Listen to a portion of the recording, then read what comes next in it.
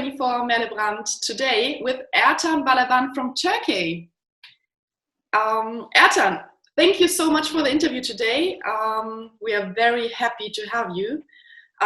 You are considered as a pioneer of the MMA sport in Turkey. And you are not only an MMA fighter yourself, as well, you fought at WFC, you fought at Glory World Series, and you are a black belt in Jiu-Jitsu, and an owner of several training centers in Turkey and in Cyprus. So, as well, you are a TV host for a very famous Turkish TV channel, and you are currently working on a production called The World Adventures of a Fighter. Maybe you can just, at the beginning, you can just start to introduce yourself to us. Who is Ertan Balaban and what is your story? Okay, first of all, hello, thank you for inviting me. When you hear all these things from someone else, I realize I do a lot of things. First of all, yes, I fought in 2005 in the United States, my first fight. And that's why people say I'm the first professional MMA fighter in the country. And then in 2007, I come back to my country and I was doing a lot of grappling and MMA, but no one knew about it. So I started teaching my friends first and then more and more and more people. And I think from my academy, first we were very crowded. People start leaving, you know.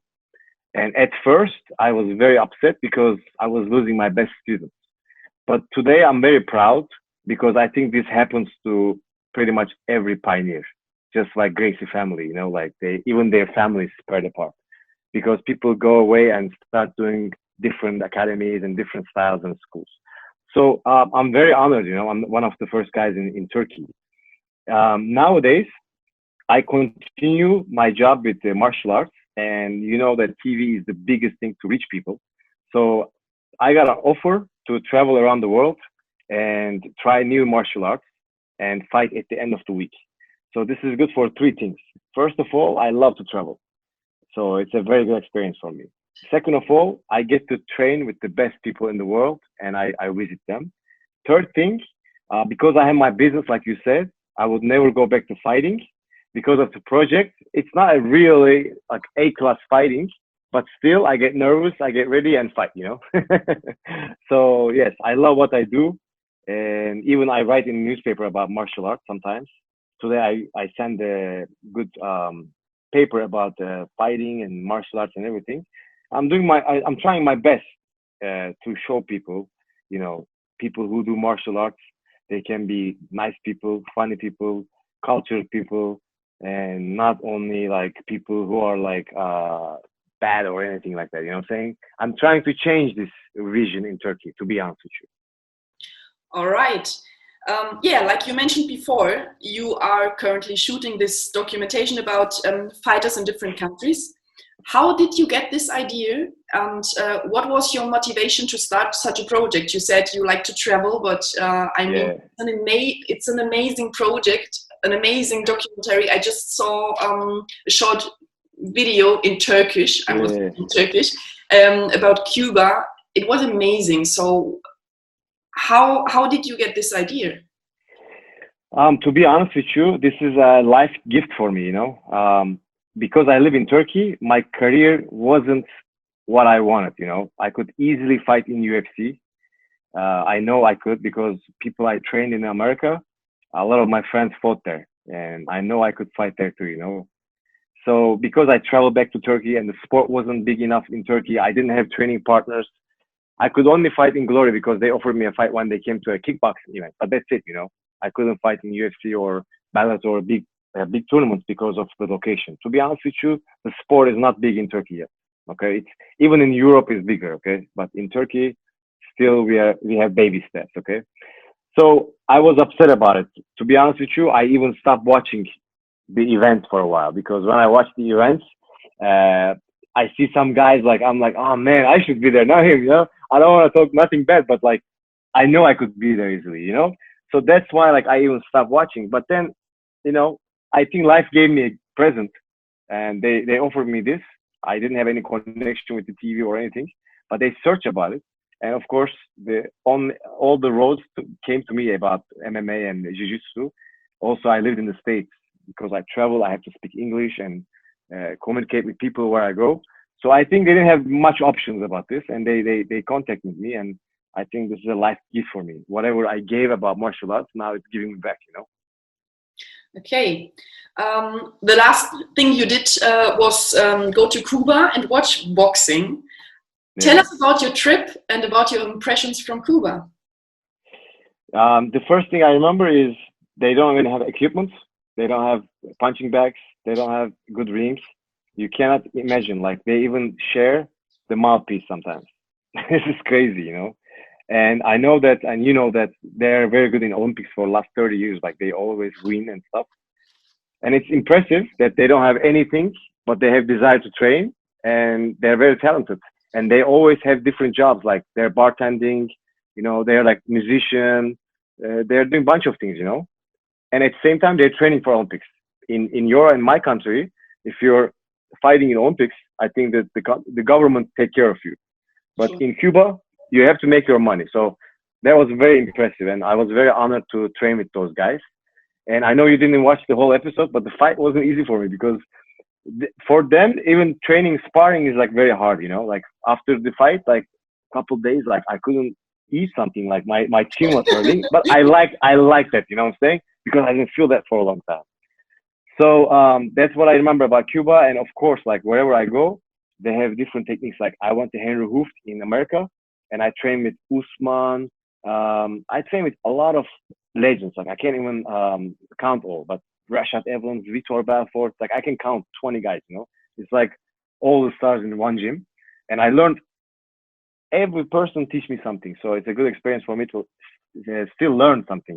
Because if you want to be good in martial arts, you have to always be like, man, I'm in the beginning. Like I'm still learning. You always have to feel like this. I've been doing this for 20 years. I still feel like this. And the belt doesn't mean nothing to me. And I think in 20 more years, if I still do it, I will still feel like this. I still want to learn every day. So Cuba and Finland, every person teaches me something. So I think I'm improving. Okay. Thank you for these amazing words.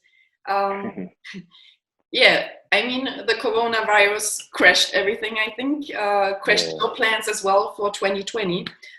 Which countries are on your list? Next, we want to go to China, Brazil, South Korea, Thailand.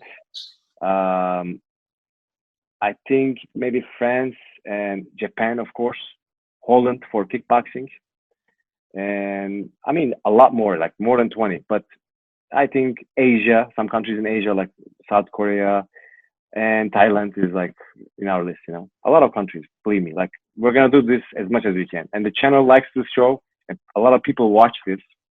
I'm trying to make it like if you watch Finland, I'm trying to make it like I'm enjoying the food and showing something about the city because I know not everyone has interest for martial arts. I'm not trying to make it just like a fight show. That way I can show people martial arts, because if I just make it like a fight show, I know people are going to stop watching it after a while. So I think I'm trying to do something in the middle. That way I can get people to watch it. And nowadays the views are very, very high. So I'm very happy with it. Okay, but you are always going to practice the martial arts from this country, right? Yeah, I mean, first idea was, for example, Jiu-Jitsu is from Brazil. I have to do it in Brazil. Like Capoeira is from Brazil. But some countries, for example, I'm thinking like from Japan, there's like karate, aikido, a lot of things like judo. So I'm thinking maybe if I go to Japan, I can only do two. And France, they're very good with judo, maybe. I'm thinking maybe I should do judo with France or wrestling. Like, where are you gonna go? You can go Cuba, you can go Azerbaijan, you can go Dagestan, a lot of countries. So what I'm gonna try to do is I'm gonna do oil wrestling in Turkey because it's very traditional, and then maybe I'll go to Dagestan or Azerbaijan for like Olympic wrestling. So it doesn't always have to be right from there because we can't do that. But yes, that's the idea. Okay, and you're coming to Germany for the Oktoberfest or for what? Look, I fought in Germany before. I fought in Berlin for Jiu-Jitsu tournament. I For think I got drinking some beer. Huh? For having some beer? Nah. No, no, of course. I mean, I enjoy life, you know. I love to go out, especially Berlin is a amazing city. Yeah. Also, I came to corner my students in Germany, Frankfurt, and one more small city starts with F. I forgot the name, but it's close to Frankfurt, but it starts with F. What was the name of the city? I Fulda. came to Mini. Huh? Fulda? No, No. maybe I don't know. But I came 4 or 5 cities in Germany, you know, for martial arts and for enjoying myself. And I don't know. You can give me idea. Maybe German people are good in something, and I can come there and you know do the I show. think we are good in drinking beer, and I Then think we have to change the show. and I think we have a good mixed martial arts scene Sure, nowadays. We have some for good sure, kickboxers. We have some good boxers as well. And for sure. I would like to know your opinion about the German MMA scene. Do you know Yeah. it? Do you know some German fighters? And what is your opinion? Yes, I know. I forgot his name. I'm so bad, you know, about names. And I think, you know, my mom tells me like I forgot so much, and she thinks it's because I got too many punches in the head. I don't know. That's the I don't know. That's the problem, but I think it's because I forget. But yes, I know a couple of guys from Germany, black belts.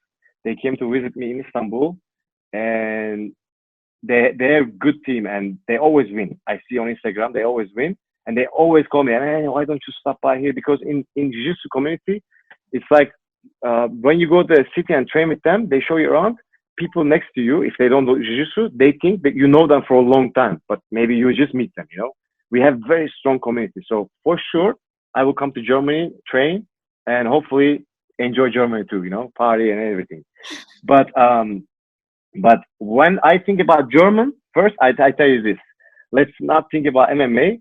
When I think about German, I think like man, strict rule, you know, like discipline and like smart. Like let's say if you make this phone this way, Turkish people will say, man, we can do it like this too, you know. But German, no, it's 50 years they do it the right way. So this affects the sports too because they train the right way, they take care of fundamentals. So whenever, I mean, you guys make good cars and everything, it's because of your discipline. So discipline is everywhere in the world, you know.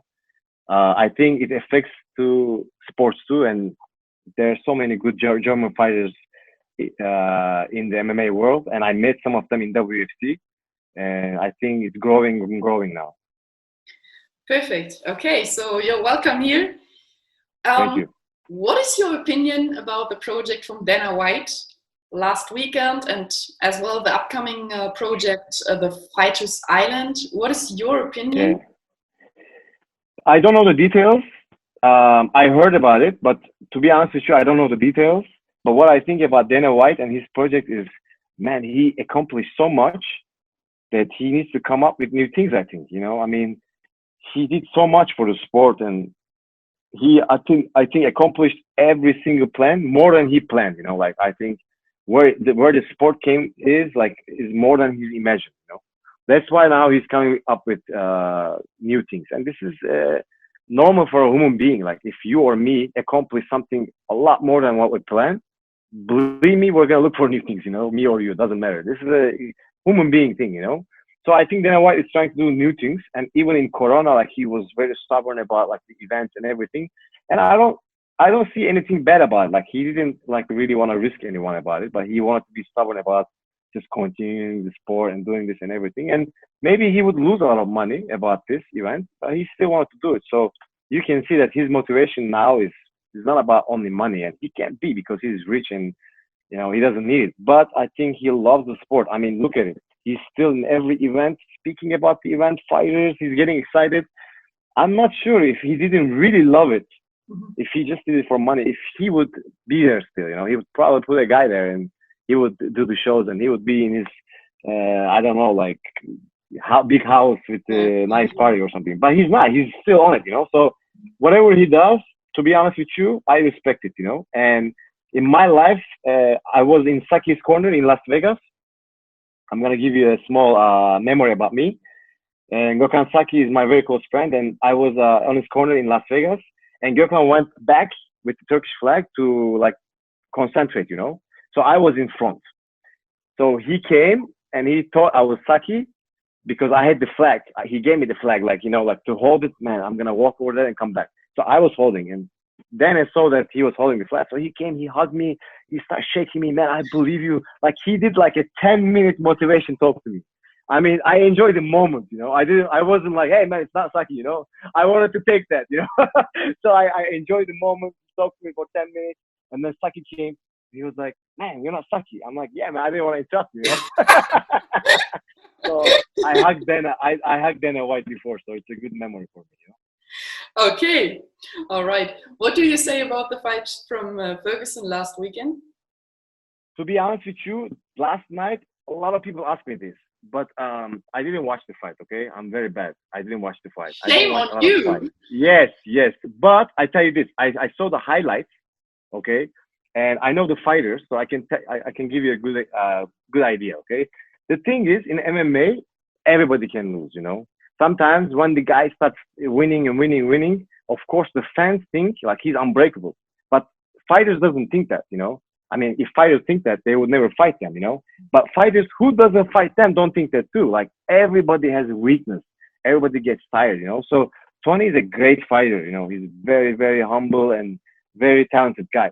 But um, in his game, whenever he fought, I see some sloppy moves. Like, you know, like it's not like JSP. Like it's not like you go out there and he's like he's always doing the same thing. He's too sloppy sometimes with the moves. And these stars with sloppy moves, like Chuck Liddell, Anderson Silva, like too much confidence, they always get like these shots and get injured or knockout. You know what I'm saying? So I always go after the fighters who never gets emotional and just, you know. So Tony is a guy like that. I think he got too comfortable with himself, you know. And I think he just wanted to fight Habib, and he didn't care about this fight enough. That's my idea. I saw the highlights. It's not a bad fight. It's a good fight. He got too many punches. I saw his photo in the hospital, and I was like, man, I'm so glad I stopped fighting. You know what I'm saying? So that's my idea about the fight. You know. All right. Who are your top 5 MMA fighters at the moment? At the moment, to be honest with you, my all-time favorite, I want to tell you this, is GSP. Okay, it's because he's a very nice guy. If I was on his level, like the whole world knows me, I think I would act like him. To be honest with you, I wouldn't act different. You know, nobody can take me out of my way. Like, hey man, say this and you're gonna make more money. No, I can't say it. You know, I would always be a martial art like him. You know, I think he's my all-time favorite. His attitude and also the game plan. He's a very smart fighter. You know, tough fighters last. Okay, tough fighters always last because it's a fight sport. It's about how much you can take and go still forward. But smart fighters last longer. Okay, so I like smart fighters. You know, because they get less punches and they get less injuries and they win more. Okay, so JSP is my number one. And when I was younger, I was a big Vitor Belfort fan, and I don't know why he kept losing, but I still loved him so much. Okay, I think maybe the way he looked and he was an athlete. Everybody was fat in UFC, and he was like in shape. I was like, yeah, this is my guy, you know. I think that's the reason. And I got to meet him, train with him, and he was on my corner in the America episode. He was on my corner, so my dream came true. And I told him this, you know, like I watched you all my life, man. He was on the corner, and I was like, man, I watched you all my life. This is the first time you're gonna watch me, you know. So it was a good idea, a good memory for me. Vitor Belfort is one of my favorites. I don't like bad boys, you know, like Tito or McGregor. I don't know why, you know, like they're good fighters, you know, but I don't like guys who make big scenes, you know. I like quiet guys. Anderson Silva is also favorite because he was very smart. He can do everything all around the fighter and also a nice guy, you know, like his family and all. Also, he's from my jiu-jitsu club, Atos Jiu-Jitsu. So Anderson Silva, GSP. Yeah, this is. But nowadays, if you ask me currently, of course, like I think for a while, Habib is gonna keep winning, but I don't think he's gonna fight a lot because too much attention. You know, like it doesn't matter. You know, which religion, which country, which culture. Doesn't matter where you're from. That much attention will really get you out of your way. You know, that's too much. So I think he's gonna stop soon, but he's my current also favorite, I can say. All right. You're still in a pretty good shape. You're training like every day. Yeah. Yeah. Can we expect that you go back to the cage? You know what? I think this every year, you know, like I go to corner someone, I see people like seats, you know, and some people come next to me, oh, you have to fight, you have to fight. And then I come all excited to my family. I'm like, hey, you know what? Maybe I will. And then they're, stop, stop, stop. You know, I mean, I don't know, you know, like when I fought in America, it wasn't a real fight, but it was a very hard sparring. And I fought Edin Borix. He's from Hungary and he's 14-1 in Bellator. He's a flying kid, you know. That day when I was fighting, like on the floor, like I remember, like, oh man, this is a hard thing, you know. Like if you want to do this, you have to keep doing it, okay? And then that's normal for you. But if you don't do it for a while, training is one thing. This the people attention is another. And then fight during the fight, every time I fight, I ask myself, like, man, what am I doing here? You know, like, why am I here? Like every fighter, believe me, like if he's a normal guy, if he's not a freak, we sometimes ask each other this, you know, but then you want to stop and you want to do it again. So it's very hard to stop because this is addictive. The attention, the feeling. So if I get a very good offer, which I don't think so, because I make money from other things now, that if someone offers me like good money because of my new PR for the show and everything, maybe I can do a good show, a good fight, but it would never be an easy fight because I fought like my last fight with Vitaly Bigdash. He was the ONE FC champion, and he's like the very big guy in Russia. Like everybody respects him in UFC. Like they want him in UFC, but he's the champion in ONE FC, and like that was the last guy I fought. So now, like I don't want to like some people stop fighting after fighters. They come back. They put this easy guy in front of them. Like they beat them in front of everyone, and then they say, "Yeah, I'm back." I don't want to do that. You know, if I fight again, I really want to train again, and I really want to do a good fight. But I'm not sure if I'm ready for this. We will see for sure, and yeah, it would be amazing. What are your goals for the future? I'm sorry. What are your goals for the future? What are you? My goals.